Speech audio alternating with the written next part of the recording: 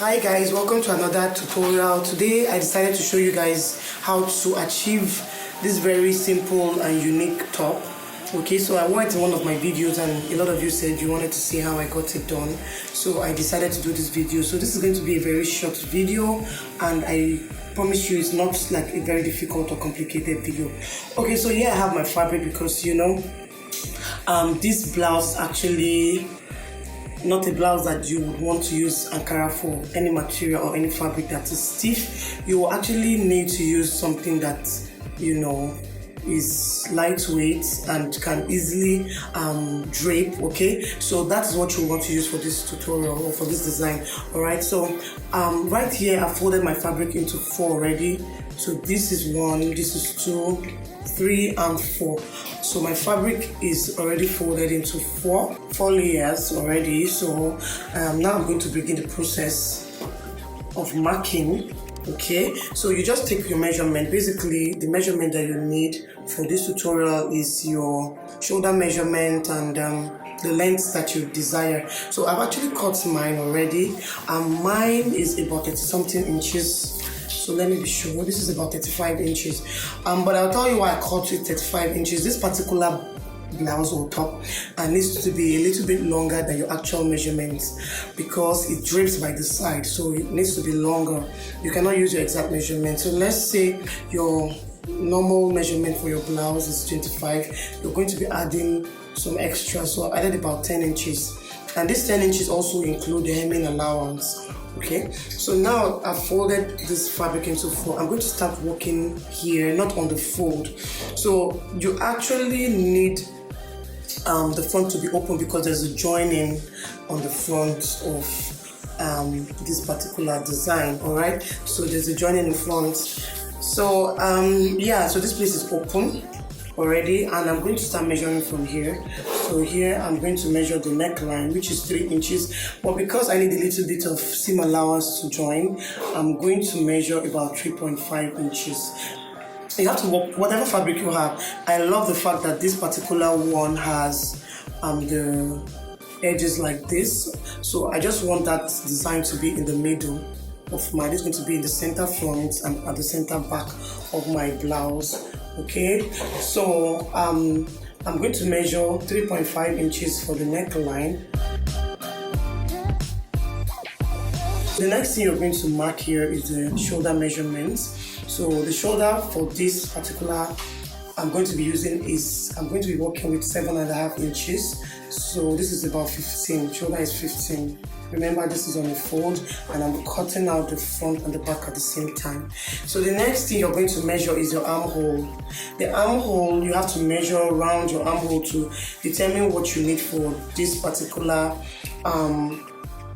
space here. And I want you to note that this armhole should not be very tight, the measurements here. So whatever your armhole measurement is, let's say for example you use 8 inches for your armhole measurement, you're going to add about 3 inches to that measurement to give you a little bit of freedom. Okay, so this is just a very simple top. So my measurement is usually 8. I'm going to be marking 10, and definitely you also need seam allowance to join the side, so I'm going to mark 11 from the shoulder. Okay, so after marking 11, now I have 11 here.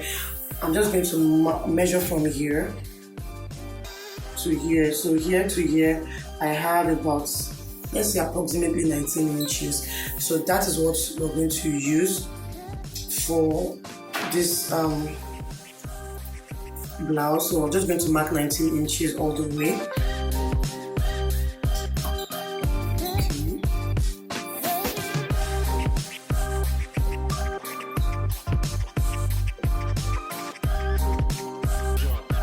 So now from this 19 inches, I'm just going to connect this with a straight line so that I can see exactly what I need.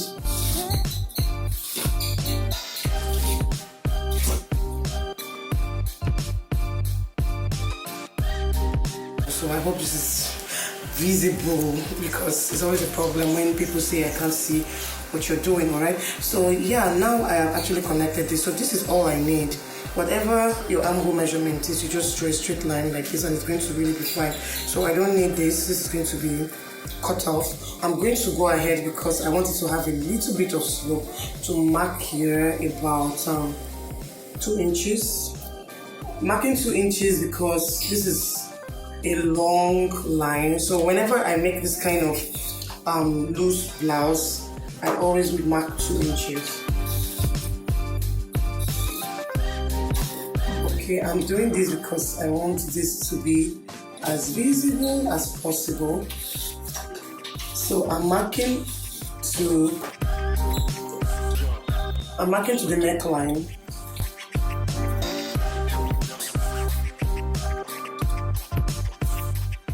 Okay, so don't forget I'm working with a net kind of fabric, so it is difficult.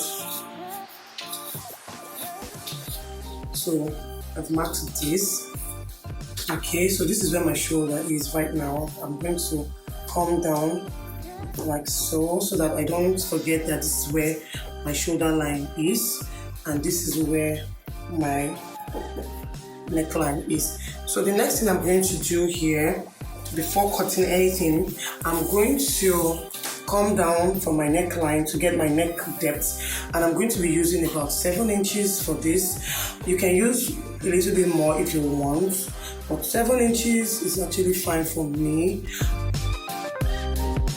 for this tutorial. So I'm going to use 7 inches. By the time I'm done, it's going to be about 7.5 inches.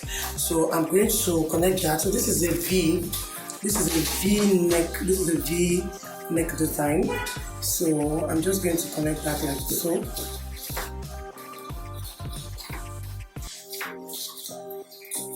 Praying to God you guys could really see this. Okay, so I've just marked that like so. So the next thing I'm going to do is to measure the length of the blouse, whatever the length measurement I want.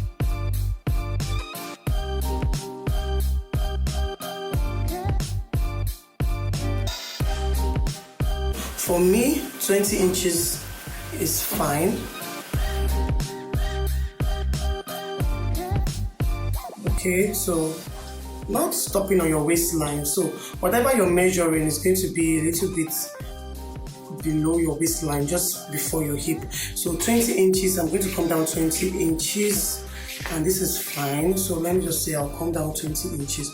From this point, I am going to come over here. This is the bottom of my blouse, and I'm going to mark 1 inch inside, and I'm also going to connect it like so to give us another V down here. Okay, like so. Okay, so I've given myself just a little bit. This is about 2 inches and this is the neckline. So this part is going to be joining, and don't forget I left half inches to, or half an inch, sorry. Don't forget that I left half an inch to join from this part to this part.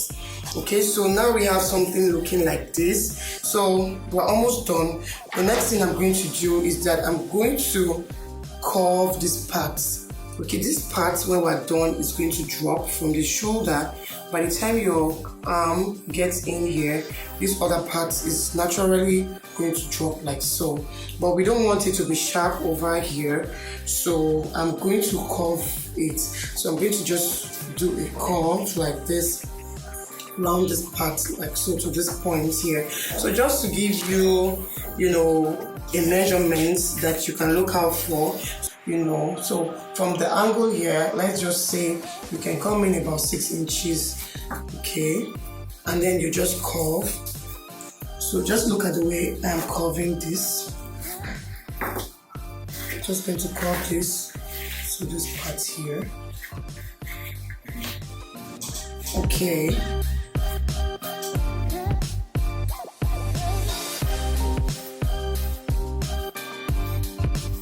So it's just a curve like so. So can you see how this is? Now I'm going to cut it out. So I'm going to cut it out so that you can properly see what this looks like. So first of all, I'm just going to cut out please, because I actually don't need this. Okay, so I'm cutting it out like so. Now I'm getting to the armhole, and don't forget that I did this loop here, 2 inches. Now I'm going to cut this all the way, so the shoulder, okay. So I've cut all the way to the shoulder. I'm just stopping here so that you're going to know that this is where my armhole is going to be. So this part is going to be open, and I'm just going to cut through to the neckline. I'm going to cut through to the neckline. Okay, so this is it. Alright, I don't know if you can see this. So this is just a straight cut here. So for this part, I'm going to follow the curve.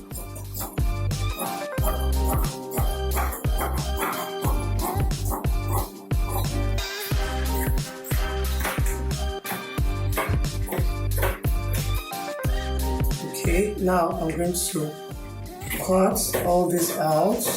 This is about 2 inches to the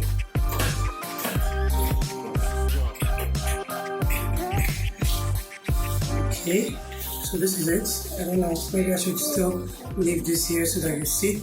And then I'm going to cut open the neckline.